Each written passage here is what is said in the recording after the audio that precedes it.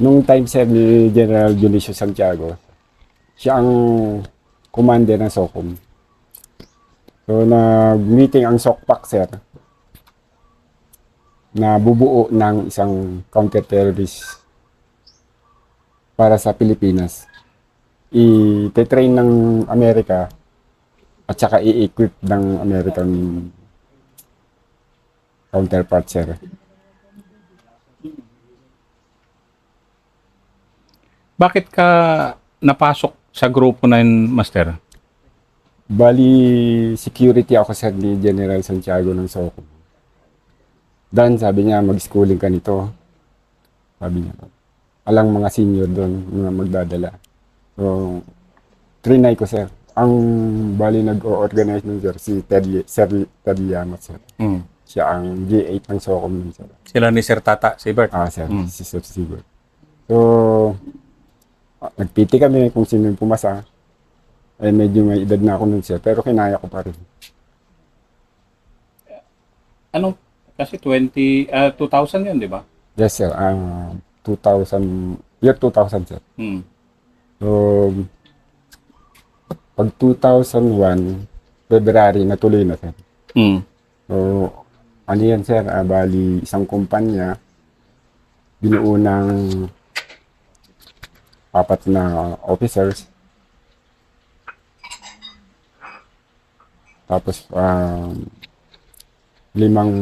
mga senior NCO. Kabilang na ako dun, sir. So, ibig sabihin, isa ka sa top 5 na senior NCO ng original na LRC pa lang. LRC, first LRC. Yes, sir. Pero pagpasok mo nun, wala ka talagang experience. Maliban doon sa PU, wala kang training pa sa lahat. Meron, sir, nung balikatan lang, pero slight lang yun. Mm. Nung pumasok na, sir, yung Charlie 11 na tinatawag. Mm. So, nabuo na yung package ng US tsaka SOCOM, eh. Nabubuo ng counter-terrorist. So, nag-start na training, sir. Dumating mga gamit, lahat, from head to foot. Pang night at saka night capabilities, kompleto, sir.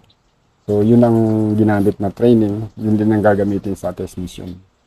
So, habang nagtitraining, may mga nalalaglag na hindi pasado sa qualification ng Gaano kahirap nun, Master, yung unang kuwan ng mga Charlie 11?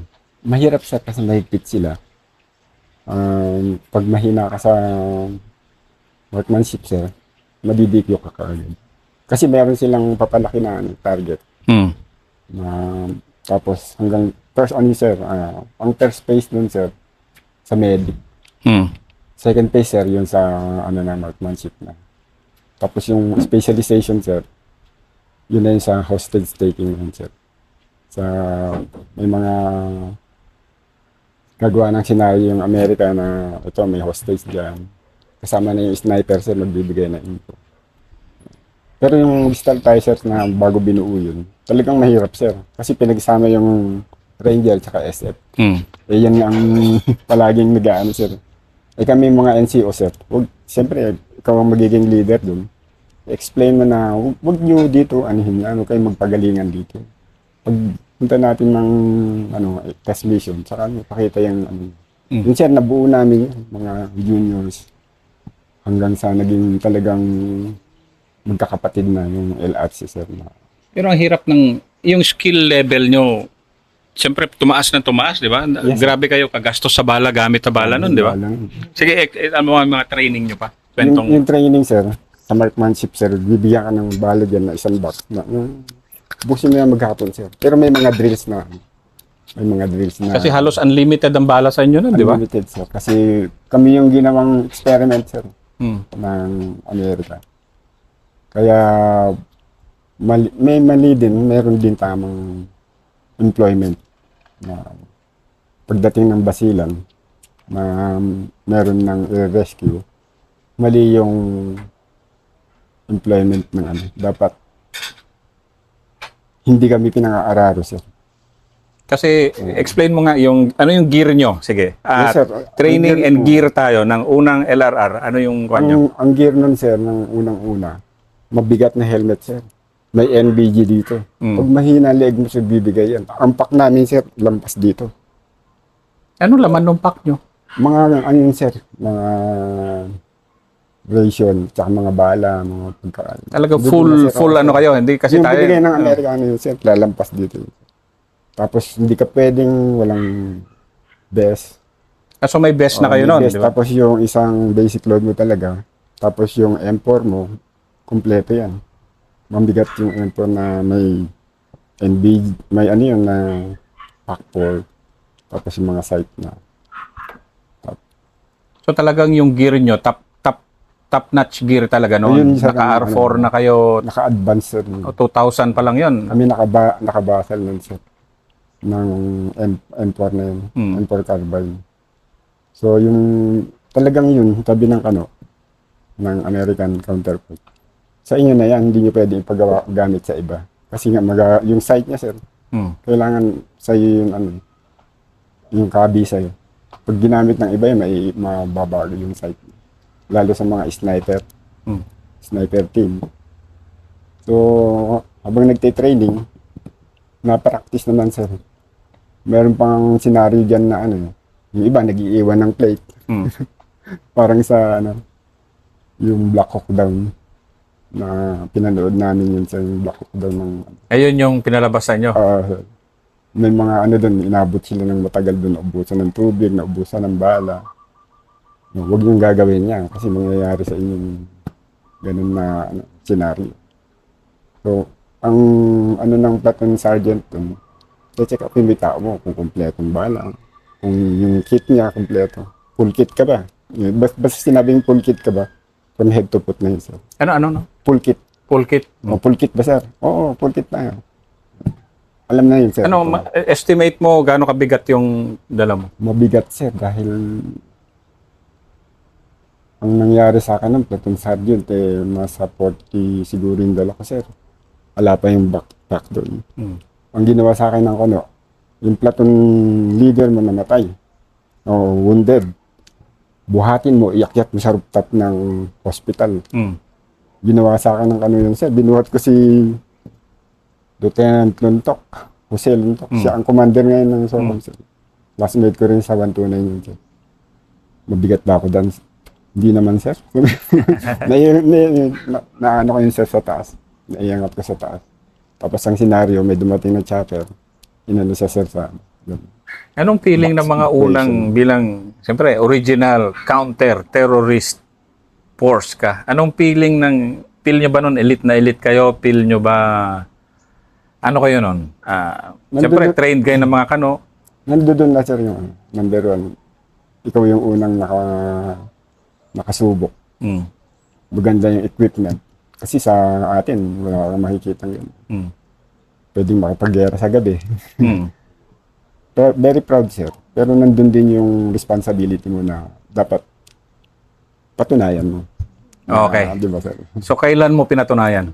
Nung after ng training, sir, dito sa Magsaysay, merong hostage taking na nangyari. Yung sa Sipadan hostage, sir.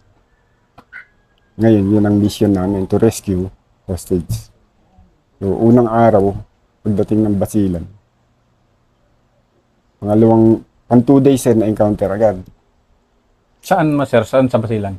Sa Lamitan, sir. Lamitan. Mabilis, sir, Kabady namin si Sir Kabunok nun. Talagang 10 companies yun. Kami na uuna, tapos back up yung 10 company. Hindi mahuli-huli, sir. Sa isang araw, 3 encounter. Puro force lang. Ngayon, ang tropa, nabugbog, sir. Nagkaroon ng hepa yung iba. Kasi bawal, sir, magluto. Sa inyo, bawal magluto? Bawal magluto nun, sir. Diba sa atin sa Ranger, may kalan naman tayo. Puro dilata, sir. Nung unang 1 buwan namin, MRE naman kano. Kaya, puno hanggang dito. Kaya pala ang laki ng backpack nyo, puro MRE, yung kulay brown. Yung isa nun, sir, malaki na. Oo. May Tabasco sauce ngayon. Kaya, yung tao, sir, naubos. Nagkaroon ng sakit yung iba nagre-retraining. Yung time na yun, sir, naiwan na officer doon si Lieutenant De La Cruz. Nasa siya ngayon, sir. Kung baga si Kulot, sabi niya. Dan, buo ka ng tao, sabi niya, mayroong info. Yes, sir. Pulot-pulot, sir. Kaya yung mga nandun sa may award kasi puro senior din yung iba dun. Ikaw magdala, platoon sergeant ka. Yes, sir. Tapos si Jan, sir. Si late Tatay Jan. Santi Esteban. Oh, Yeah, sir. Jan Siya ba ang nickname ni sniper. Master Santi? Oo. Jan. Jan. Sniper ka dyan, dala ka ng tao mo. Ilan? Master, mayroong 2 teams. O, sige, okay na yan. Tapos isang platoon dito. O, Dom, report ka sa akin, sabi ni Dila. Okay na, sir. Move. Yung operation na yun, sir, dapat good for 3 days. Nung unang day na yun, sir, hinawal kami ng 6 by. Tapos dun sa may starting point, lakad ang tropa. Ang bigat-bigat ng dala namin, sir, talagang umuulan pa yung mga tropa, baligtad yan, baligtad. Yun ang mali, sir. Dapat hindi ganun ang employment sa Supposed to be, ano insertion nyo? insertion dapat, sir, pass roofing, ganun. O kaya yung nandiyan na Saka kayo ipasok. Hindi pwede, sir, yung pang-aararo yung kasi masisira yung mga equipment. Tsaka kawawi tropa, ang bigat. Kaya maraming nagkasakit din, sir. So, tuloy ko, sir, nung sa 2 oras na lakaran, narating namin yung target. Ano yun, sir? December 7, Ramadan. Pero walang ceasefire nun, sir, kasi meron may hostage. May kinukuha. Halos lahat ng tropa nandun na sa basilan. Hindi makuha-kuha yung hostage. Hanggang sa naghiwa-hiwalay yung tropa, yun, yung nabunggo namin, sir, na grupo, yun yung makikita mo yung ginaganon na NDR sa TV ni Ni Abu Sabaya. sir, di ba May video ko nun. sir, yung ginaganon, yun yung nakuha namin. So pagdating doon, nasa high ground yung kalaban, nakaduyan sila, nagluluto, sir, ng nilupak. Kasi Pero gaano kadami sila? gabi na. Gaano kadami ang grupo nila nun? Full Nasa force pa sila estimate, sir, nun? nasa 30. Kasi naghiwa-hiwalay sila. Mm, Hindi rin naman masyadong marami, sir, kasi mababurn out sila. mm. Yung, wala din yung hostage, sir. Hindi yun yung main group ng Absal. Kumbaga, naghiwa-hiwalay sila para hindi madaling yung nabangga namin, marami din, sir. Kagrupo din din, sir. So, pinagplanuhan, tawag yung mga, Dan, si Lieutenant De La Cruz. Ikaw ang lalapit doon, Tapos si Jan, support lang. Sniper. So, dumating doon, alas 10, inupihan namin, sir. Yung apoy, sir, kitang-kita mo sa NBG, talagang maliwanag. Mga nakaduyan, nakapaikot na din. So, nagplano, sir. Pagputok ng liwanag, saka natin birahin. Sandali, Master. For the record, ito ang first encounter ng LRC. Hindi, sir, maraming, sir. Pero ito yung pinaka-big na, Na LRC. Kasi puro slight lang yung nun, yung encounter. Pero ito yung malaking recover. salpukan talaga. Oo, salpukan. Na one time na recover. Saka maraming body counts. Tapos meron pang yung captured. So, nang pag na, sir, puputok na yung liwanag. Dan, lapitan mo na. Yung ko, sir, yung tropa ko, nilid ko na. Ako nang pumunta dito, andito yung high ground.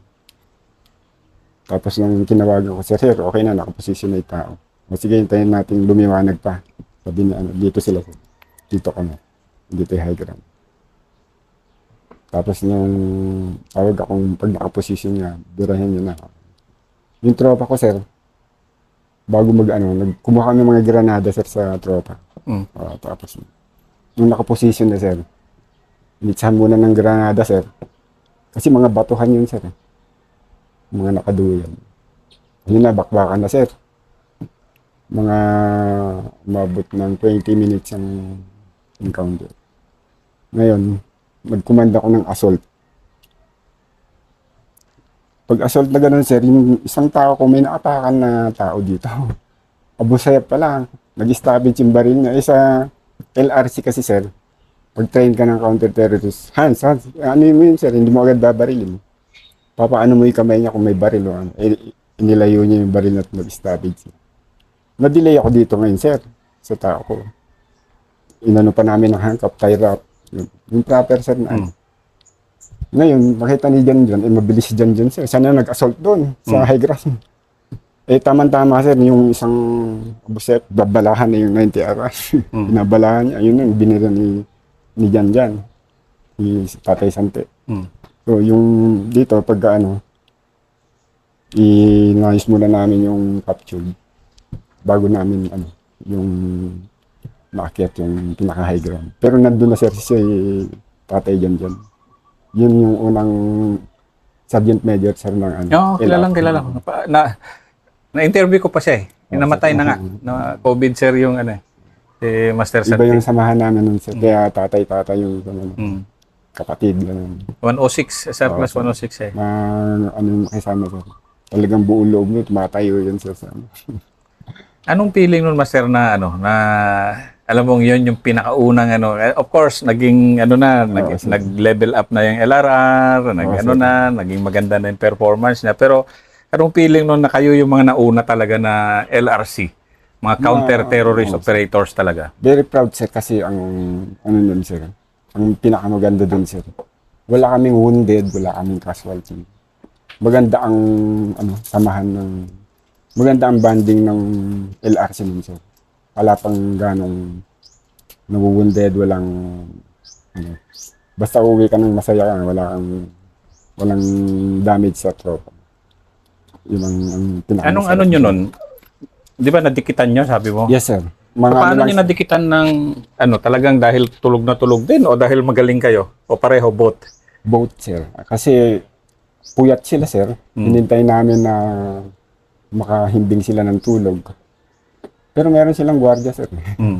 Ngayon, nung nakalinya na kami dito, sir, tawag ka sa akin dahil pag nakalinya ka na, o nakaposisyon ka na.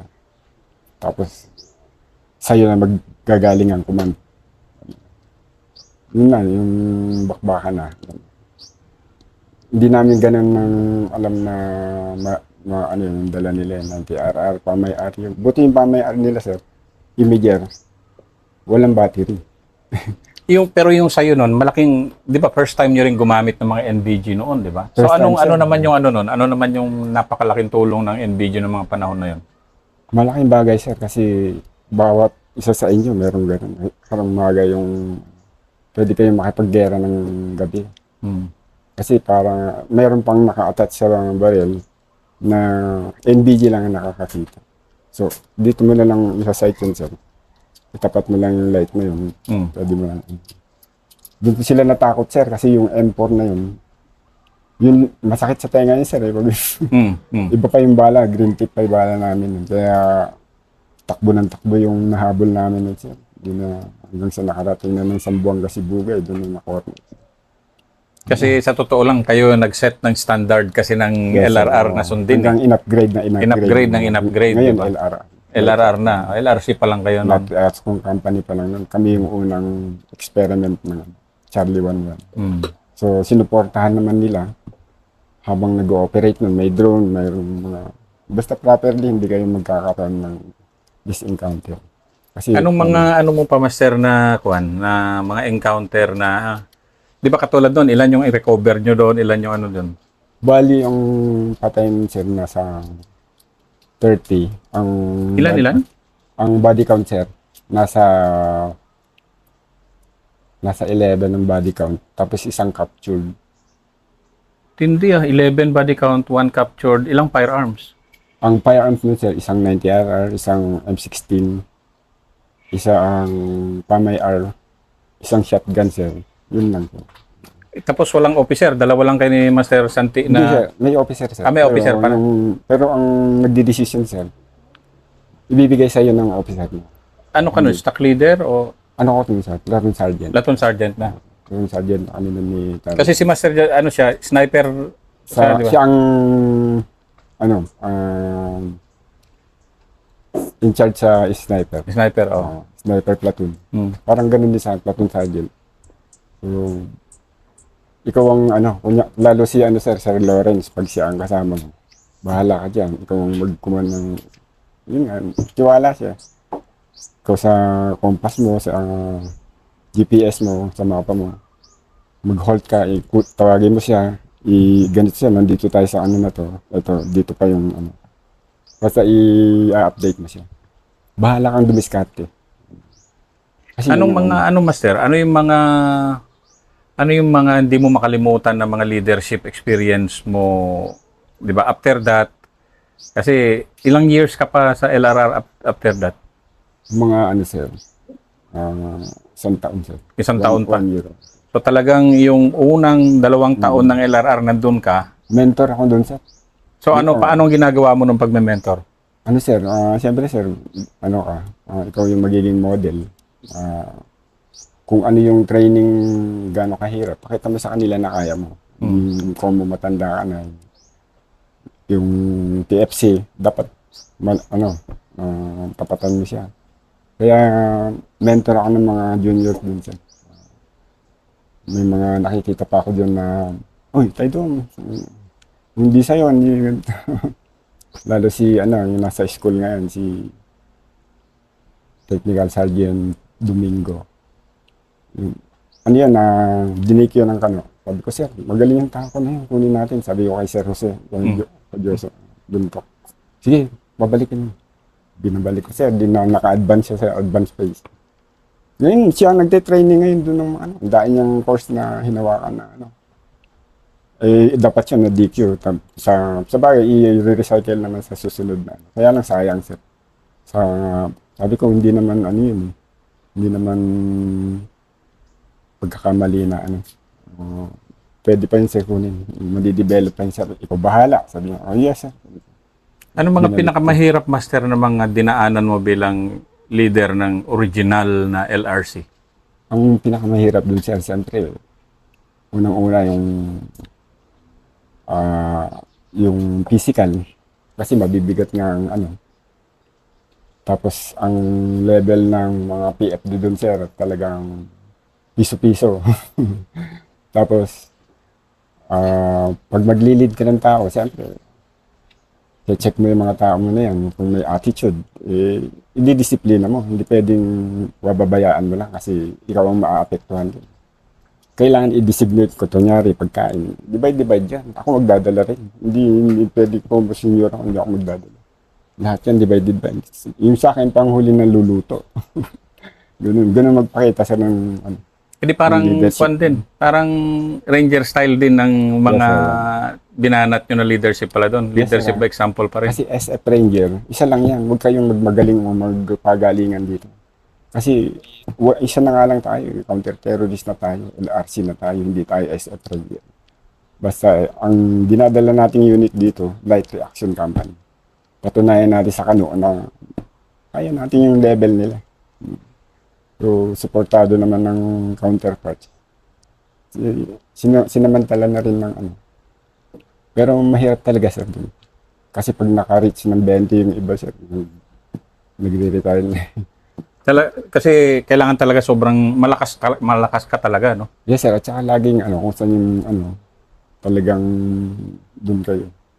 Kunyari, yung katulad ng Sambuanga Basilan, Sambuanga Sid, yan, marami na naman. Kaya mapag-iisip sila pag pwede na mag-retire. Kumbaga kung hindi ka nakaposisyon na sergeant major ka o first sergeant, talagang doon ka, maglilid ka ng tao. Yung iba, mag-iisip na after ng marami na ito, magre-retire na ako. So yung iba naman, sir, nakakatagpos ng compulsory. Pero ako, sir, talagang 21 years lang din kinuha. Na ano ka rin? Na ayaw mo rin ubusin yung lakas mo? Hindi, sir. Parang after nung LRC ko, sir, kinuha na ako ni Jel Santiago. Yung nagpa-schooling sa akin siya rin ang founder ng sir, ng LRC. Si Junicio Santiago, sir. Kinuha niya na ako, sir, tapos ginawa niya akong close and security hanggang sa nag-retire, sir, tapos pumunta ng Bucor, dala rin ako. PDEA hanggang sa maghiwalay na kami. Dan, punta ka na lang kay Sir Joby. Kailangan, magagamit, kailangan kami. Doon ako nag-retire, sir, after ni Sir Joby. So ano ang pinakamalaking diferensya talaga ng LR LRR ngayon versus SF, SR, pero SF, SR naman talaga yung Oo, sir. nag-ano ng ano, di ba? Pero lalo na SR na daanan mo. So ano yung mga kultura na the same, ano rin yung mga kultura na magkaiba? Sa ano sir, LRC, more on secret yan eh, yung mga lakad. Ganun din naman sa kabila sir. Pero sa ang ano kasi sir, sa LRC, ang isang team doon, 4 lang kayo. Hmm. Yung papasok sa ano, sa Ranger Tito. Pero sa ano naman, sa leadership, siyempre yun pa rin siya may apply. Pareho lang. O parehas lang. Yung tao mo lang na kung sinong may attitude talaga, talagang pukpukin mo yan. Hindi ganyan ng ano, ito. Tapos, ipakita mo sa kanya na ginagawa mo rin para susundin ka. Pero may apply mo yun sa field mo. Kasi, nagsama kayo sa training, isang training lang yung pinanggalingan. Eh. Talagang tinginan lang o tapik lang na ganun, alam niyo na yung gagawin. Kaya, malaking bagay, sir. Ng isang training, tapos isang unit. Tapos nung naging LRR na, sir, lumaki na, ganun pa rin naman yun, sir. Kasi isang school lang yung mas humirap nga, sir, eh. Mas konti yung nakaka-survive nung nito ng... Pero support pa rin ng ano, sir, ng counterparts na American. Kasi ngayon na institusyon na yung LRR. In fact nga, si Buddy Luntok mo, regiment commander na. First company commander ko yun, sir. Tapos Anong feeling mo ngayon na parang original ka ng unit na yan? Very proud, sir. Sabi nung meron po si Lieutenant de la Cruz, sir. Eh. Tinawag ko, sir, na, Sir Kulot, badihan kita. Pasyalan mo naman ako dito. Sabi niya, doon, sir. Yes, sir, pag may time pa ako, sir. Pumasyal ako doon, sir. Busy naman si Sir Luntok. Pero nag-meet kami. Kumbaga, proud din siya na nakita niya na ginalaw ko yun. Star na, sir, eh. Batang ba? Kaya, proud din ako, sir, na yung binuhat ko sa taas ng hospital, eh, naging general din, sir. So, looking back, Master, Sir. dumaan ka sa unang part ng career mo, nakadalawang kudeta ka, Sir. nakabawi ka ngayon sa LRR bilang isa sa mga finest idol na mga platoon sergeant ng LRR. Kung may mga bata ngayon na nakikinig nito, ano yung pwede mong i-share ngayon na member ka ng ISRAA, Nueva Ecija. Ngayon lang naman tayo sa ISRAA, lumalabas na. Yes, sir. Inilalabas itong mga kwento natin. Dahil 75 years na nga tayo next year, kailangan Yes, sir. ilabas na itong mga to, di ba? Yes, sir. Ano naman yung ano mo ngayon? Yung ano mo sa mga kabataan, lalo na dito sa Tinyo, Yes, di ba, sir. na meron pang mga henerasyon dito na susunod eh. Sa akin, sir, lalo na yung mga kabataan dito. Para malapit sa akin, sir, naggawa ko ng basketball court dyan sa harap ng bahay ko. So, nung naglalaro yung mga kabataan dyan, magsundalo kayo, sabi ko. Ranger, maganda, all sa LRC. Tutulungan ko kayo. Maganda na ang sundalo ngayon kasi disiplinado, tsaka malaki ang income. Kaya kung makagraduate kayo ng college or senior high, sabi ko mag-take kayo ng exam. Pwede ko kayong i-recommend sa mga dati kong naging officer. Lalo ngayon, yung LRR, nagkakandak na sila, sir, ng candidate soldier doon. Tapos hindi na nila pawawalan hanggang sa maging counter-terrorist na yung LRR. So, yung iba kung saan unit din, kung meron pang tutulungan ko kayo. Kasi nung time na yun, sir, marami. Ba't mo ginagawa yan, Master? Kasi gusto ko, sir, na maging maganda rin yung nila. Lalo yung may mga hilig magsundalo, sir, na kabataan. Makikita ko. May future ito. Tutulungan ko. Tutulungan kita basta pasama yung exam. So, marami akong natulungan dito ng time, sir, na time ni Jel Santiago, time ni Sir Joby. Marami akong naipasok na sundalo. And finally, Master, sa mga sumunod na mga sayapak nyo na mga buddy natin na nag-join ng LRR, ano naman ang payo mo sa kanila ngayon? Siyempre, sir, ang payo ko dyan is sumunod lang sa yung mga junior, sumunod sa senior at magiging senior din kayo eh. Magdadala rin kayo ng tao. So sa mga senior naman, protektahan niyo yung tao niyo. Hindi yung oo lang kayo ng oo. Kung makakasira na sa tao, medyo mag-comment ka rin sa conference mo. Sir, ganito yung kapabilidad ng tao. Masyadong magkakasakit ang tao pag dinala natin lahat yan tapos mag-aararo tayo. Yun, sa bagay sir, nakita naman na nila yun. Kaya iniba na yung employment ng LRC na ngayon. Iba na ngayon sir. Katulad niyan sir, yung nagkamarami. Talagang naka-front ang Front na LRC. talaga. Talagang gamit na gamit siya. Gamit na gamit. Oo. Kaya nandun yung training at saka yung samahan ng tao. Kasi pag meron kang medyo hindi maganda yung takbo ng operation. Kailangan 1S kayo dun para solid. Finally, Master, last na to. Third generation military ka eh, di ba? Yes, sir. Lolo mo, father mo, ikaw, mother mo, nandito ngayon nakikinig. Yes, sir. Napakadaming mga military families na nanonood din ngayon. Yes, And sir. in fact nga, yung mga nanonood, may mga father ko, natutuwa ako na napapanood ko yung, lalo na yung mga kasama ng father nila, nagko-comment kasi sila eh. Yes, sir. Yes, sir. Ano mo ba? Ano yung masabi mo din na parang sa mga, lalo na sa'yo na, di ba? Kasi yung mga mandirigma, hindi naman pero may mga mandirigma na class kasi eh. Kung sabihin na mandirigma na class, yung atin sa Ranger, mandirigma na class yan eh. Yes, sir. Na nagbo-volunteer tayo, hindi man tayo hindi man tayo pinipilit na Yes, sir. Sa mga mandirigma na class na katulad natin, lalo na sa'yo na third generation, and lalo na ngayon, ang dami nating hinaharap na kalaban, yung mga inchik nga daw eh, parang takot daw tayo. Hindi naman, di ba? Hindi nga tayo natakot sa terorista eh. So ang tanong ko, ano mo sa kabataan na katulad mo ngayon na second generation, third generation, marami, di ba? Yes, sir. Ang dami. Na ano masabi mo? Ano mo sa kanila? Sa Bilang akin, sir, isang third generation sa akin, military. sir, ang pinakamasarap na narinig ko sa tatay ko tinawag akong idol. Tatay mo nagsabi? Yes, sir. Kasi siyang pinadala dito, sir, yung meritorious promotion ko na mail. Siya nakatanggap. Tapos, tawagin ka ng tatay mo na idol. Idol kita eh. Masarap nun, sir, di ba? Tatay mo, in-idol mo siya, tapos binalik sa'yo. Tinawag kang idol. So, sa mga kabataan, sana tawagin din kayo ng tatay na idol. Salamat.